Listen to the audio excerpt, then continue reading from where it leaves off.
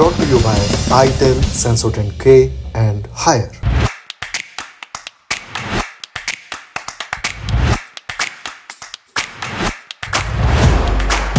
पहली सुर्खी में बात झारखंड की। झारखंड मुक्ति मोर्चा के नेता हेमंत सोरेन ने आज चौथी बार झारखंड के मुख्यमंत्री पद की शपथ ली। ये समारोह रांची के मोरहाबादी मैदान में आयोजित हुआ।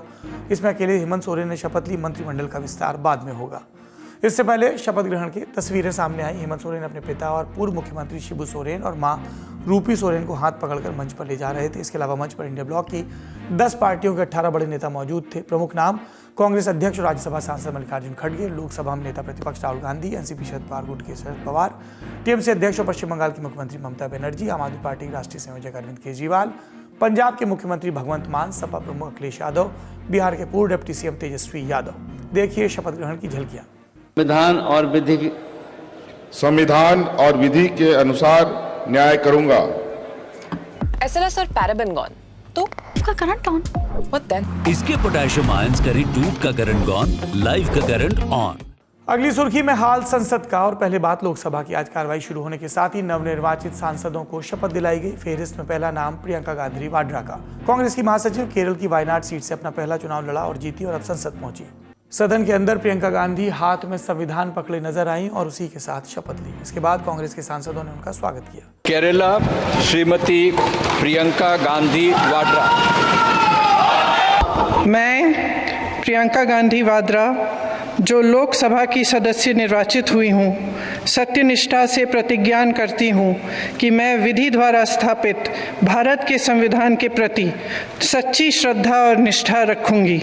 प्रियंका के अलावा महाराष्ट्र की नांदेड़ लोकसभा सीट से चुनकर आए कांग्रेस सांसद रविंद्र वसंतराव चौहान ने भी शपथ ली। इसके बाद स्पीकर ओम बिरला ने प्रश्नकाल शुरू करने की बात कही। पहला प्रश्न उठा टोल प्लाजा से जुड़ा। ये बात होनी थी, तब तक विपक्ष की तरफ से हंगामा शुरू हुआ और डिमांड उठी गौतम अडानी पर लगे आरोपों की जांच हो और इस पर सदन में चर्चा हो। हंगामा नहीं रुका, सदन 12 बजे तक के लिए स्थगित कर दिया गया। 12 बजे कार्रवाई फिर शुरू हुई, फिर हंगामा हुआ। अब वक्फ बोर्ड बिल पर चर्चा की मांग उठी। संसदीय कार्य मंत्री किरण रिजिजू ने कहा, हंगामा का क्या तुक है।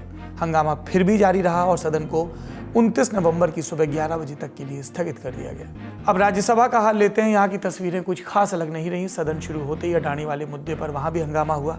सभापति जगदीप धनखड़ ने कहा, कुछ भी ऑन रिकॉर्ड नहीं जाएगा। इसके बाद मौका आया जब कांग्रेस सांसद प्रमोद तिवारी और सभापति धनखड़ के बीच बहस हुई। देश की अर्थव्यवस्था, देश की सुरक्षा से जुड़ा हुआ अडानी का 2300 करोड़ का प्रकरण है। इसमें गंभीर है, सरकार को जवाब। Nothing is going record. नहीं।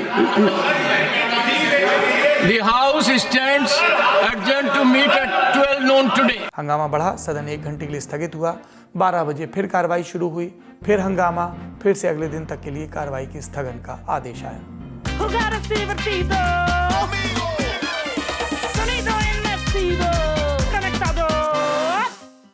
अगली सुर्खी एक आतंकवादी के प्रत्यर्पण से जुड़ी है। राष्ट्रीय जांच एजेंसी यानी एनआईए ने सेंट्रल ब्यूरो ऑफ इन्वेस्टिगेशन और अंतर्राष्ट्रीय पुलिस एजेंसी यानी इंटरपोल की टीम के साथ मिलकर लश्कर ए तैयबा के एक आतंकी की अफ्रीकन देश रवांडा से भारत में प्रत्यर्पण कराने में सफलता हासिल की। आतंकवादी का नाम सलमान रहमान खान। आरोप, सलमान ने साल 2023 में बेंगलुरु में आतंकी गतिविधियों को बढ़ावा देने वाले हथियारों और विस्फोटकों की सप्लाई की।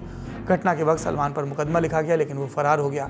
अगस्त 2024 में इंटरपोल ने एनआईए और सीबीआई के आग्रह पर सलमान के खिलाफ रेड कॉर्नर नोटिस जारी किया। फिर कुछ दिनों बाद उसे रवांडा में ट्रेस किया गया और बाद में तमाम एजेंसियों के आपसी सहयोग के बाद उसे हिरासत में लिया गया और आज 28 नवंबर को एनआईए के अधिकारी सलमान को रवांडा से भारत ले आए। अगली सुर्खी सुप्रीम कोर्ट से। सुप्रीम कोर्ट में जस्टिस सूर्यकांत और जस्टिस उज्जवल भुइयां की बेंच ने यूपी पुलिस की जमकर क्लास लगाई। ये पूरा मामला फर्रुखाबाद के रहने वाले अनुराग उर्फ डब्बन दुबे नामक व्यक्ति से जुड़ा है। खबरों के मुताबिक अनुराग को सुप्रीम कोर्ट ने एक मामले में गिरफ्तारी से अंतरिम राहत दी थी, लेकिन यूपी पुलिस ने उसके खिलाफ नया मुकदमा दर्ज कर लिया। इस वजह से उस पर फिर से गिरफ्तारी की तलवार लटक रही थी और वो सुप्रीम कोर्ट के आदेश के बावजूद पुराने मामले की जांच में शामिल नहीं हो पा रहा था। अनुराग ने फिर से कोर्ट का दरवाजा खटखटाया। लाइव लॉ की रिपोर्ट के मुताबिक कोर्ट ने सुनवाई के दौरान कहा कि यूपी पुलिस ताकत का आनंद ले रही है, उसे संवेदनशील बनने की जरूरत है। इस पर यूपी सरकार की ओर से पेश हुए वकील राणा मुखर्जी ने कहा, आरोपी मामले की जांच में शामिल नहीं हो रहा है। इस पर बेंच ने कड़ी टिप्पणी की। वो इस वजह से शामिल नहीं हो रहे हैं क्योंकि उन्हें लग रहा है कि आप उनके खिलाफ एक और झूठा मुकदमा लिखकर अरेस्ट कर लेंगे। आप अपने डीजीपी को बता दीजिए, अगर अनुराग को छुआ तो हम डीजीपी के खिलाफ ऐसा आदेश पास करेंगे जिसे वो ताज़िंदगी याद रखेंगे। हर बार आप एक नई एफआईआर के साथ सामने आते हैं, रजिस्ट्री करवाकर जमीन खरीदने वाले के खिलाफ भी आप जमीन के कब्जे का केस लिख देंगे क्या? इसके बाद अदालत ने आदेश दिया कि अनुराग दुबे जांच में सहयोग करें, लेकिन अदालत की अनुमति के बिना उन्हें अरेस्ट न किया जाए। आज का ललन टॉप शो यहीं समाप्त होता है। अपना और अपनों का ख्याल रखिए। शुभ रात्रि।